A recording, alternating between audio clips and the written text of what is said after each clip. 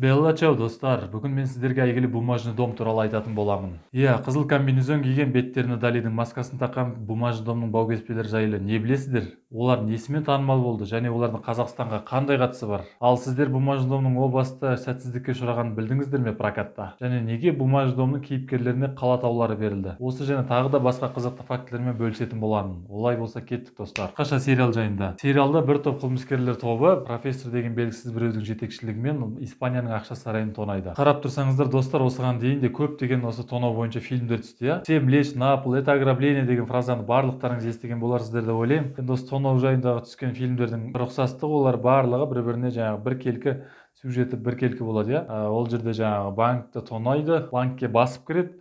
Одан кейін жаңағы адамдарды кепілдікке алады міндетті түрде, одан кейін билік өкілдерімен байланысқа түседі, одан кейін тікұшақ сұрайды, велосипед, көлік, автокөлік, жаңағы білмеймін енді ойларына не келеді, соның барлығын сұрайды. Бумажный домның да жалпы костяк дейді, құрылымы да дәл солай.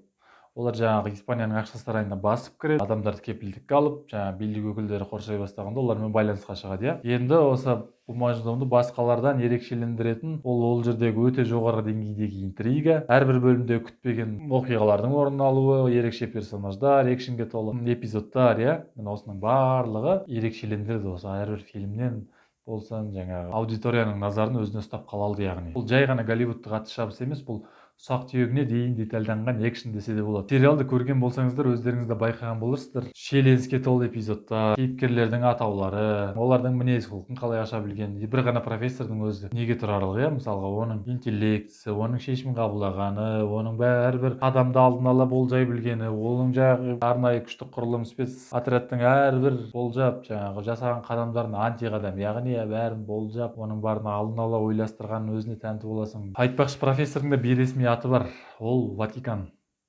Неге олай деп ойлайсыздар? Оны комментке жаза кетіңіздер, сіздерге жұмбақ болсын. Берлин, Токио, Москва, Найроби, Денвер, Лиссабон, Стокгольм, Хельсинки, Осло, Алматы.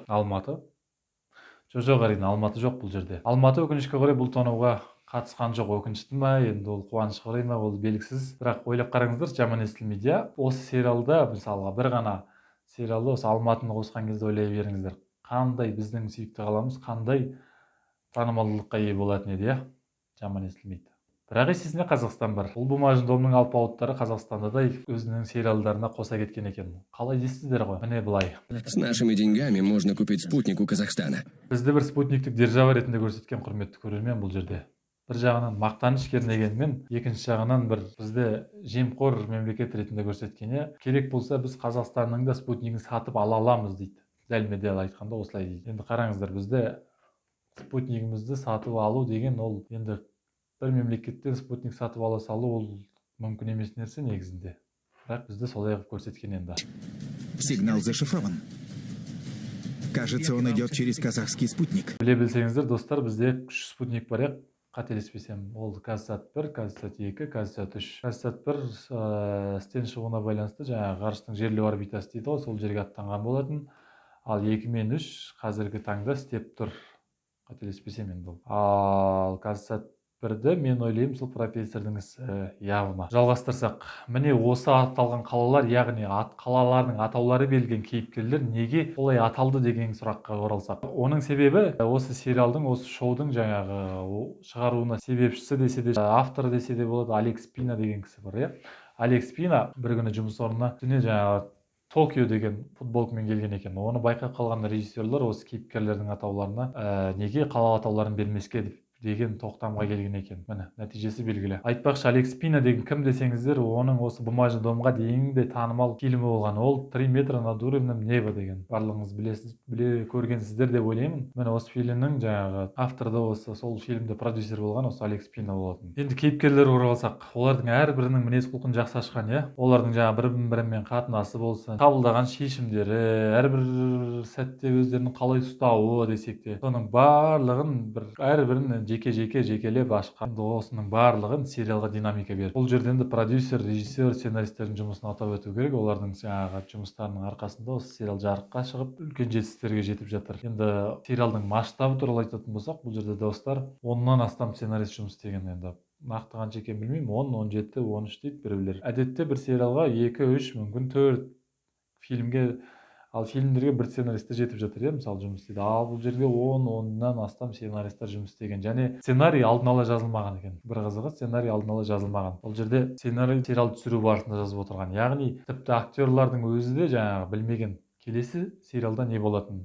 Не қызық, иә. Ол не үшін жасалды дейсіздер ғой? Ол біріншіден сценарийдің динамикасын жоғалтпас үшін, жаңағы өзінің жаңағы интригасын ұстап, динамикасын жоғалтпас үшін, иә. Екіншіден, жаңағы сценарист болсын, продюсер, режиссер болсын, оларға қандай да бір тың идея келетін болса, міне сол тың идеяны жаңағы әрбір сериалға қосып отыру үшін жасалған екен. Енді ол бір тәуекел шешім болуы мүмкін, бірақ ол өз-өзін ақтап алды, иә, өздеріңіз көргендей. Сосын достар, бір айтатын жайт, бұл сериал, иә, бағанадан бері айтып отырмын, бұл телехикая, қазақша айтқанда сериал. Бұл көп маусымды, көп бөлімді сериал. Яғни бағана айттым ғой, ұқсас осыған дейін тонау жайлы фильмдер болған. Ол фильм, бір ғана фильм, иә. Ол әдетте бір фильм 2 сағаттан тұрады. Барлығымыз сол жаңағы бірінші акті, екінші, үшінші актын тосамыз, иә. Бірінші актісінде жаңағы банкке басып кіреді, ортасында жаңағы билік өкілдерімен байланысқа шығады, одан кейін үшіншісінде жаңағы барлығымыз сол развязка дейді ғой, соны тосатынымыз рас қой. Мысалы, не болды, тонаушы шықты ма аман-есен, болмаса қалай шықты, или айтқанын немесе айтқанын берді ме жаңағы билік өкілдері, не болды, иә. Енді ол 2 сағаттан асып жатса, енді ол жерден жалығатынымыз рас қой. Ол жерде біріншіден бір ғана локация, иә, барлығымыз жаңағы сол банктың іші, банктың айналасы бір ғана сол жерде түскен, яғни. Ал бумажный домда ол жерден қарап тұрсаңыздар бір бай деп те айтуға болмайды локацияға. Сериалдың өзі мысалға ана жерде бір басқа бір елде түскен, мындай елде түскен дегенмен бір Испанияда ғана түскен. И ол жерде жаңағы ақша сарайы, оның іші, айналасы, тек қана профессор ғана басқа бір локацияда складта отыруы мүмкін. Ал қалған оқиғалардың барлығы осы ақша сарайының ішінде, сыртында, сол жерде ғана осы маусым аяқталғанға дейін сол жерде сонымен бітеді. Бірақ еш жалықпайсыздар, иә, мойындаңыздар, рас қой. Бірақ солай бола тұра, иә, бүткіл әлемнің назарын өзінде ұстап қала алды. Бір ғана Испания емес, бір ғана Қазақстан емес, мысалға, иә, барлық бүкіл әлемнің назарын өзіне ұстап қала алған ол үлкен жетістік. Ол деңгей, құрметті көрермен.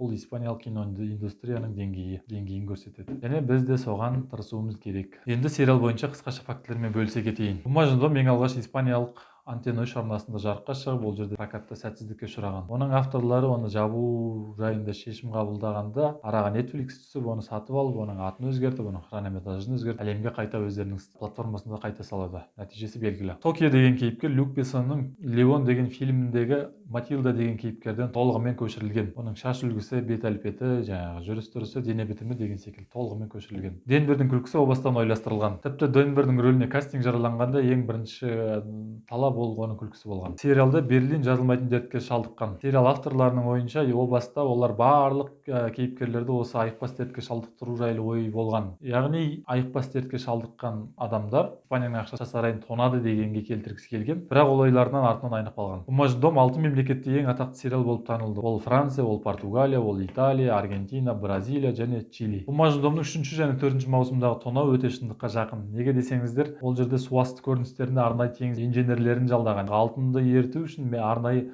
бірнеше металлургтар жаралаған. Яғни алтынды қалай оңай және тез ерету бойынша олардан жаңағы кеңес сұраған. Белла Чау өлеңі Бумажный домға дейінде танымал қарсылық өлеңі болған. Сериалда байқасаңыздар, басты қаһармандар осы қандай да бір операцияны тәтті болды дегенде осы итальяндық әнді айтады. Ал ол өлең негізінен Екінші дүниежүзілік соғыста итальян партизандарының фашистерге қарсы өлеңі болған. Иә, бұл өлеңде мысалға сериалда жеңістің символы қандай да бір қарсылық ретінде көрсеткен. Бұл өлең де бұл жерде тегіннен тегін емес, достар. Осымен достар, бүгінгі шығарылымда соңына жетті. Сіздермен болған мен Асхат. Сіздер қандай да бір қызықты фактілермен білсеңіздер, оны өз ойларыңызбен бөлісе кетіңіздер, астына жаза кетіңіздер, қандай да бір жазарларыңыз болса. Келесі шығарылымға дейін онда достар, киноны түсініп көрейік.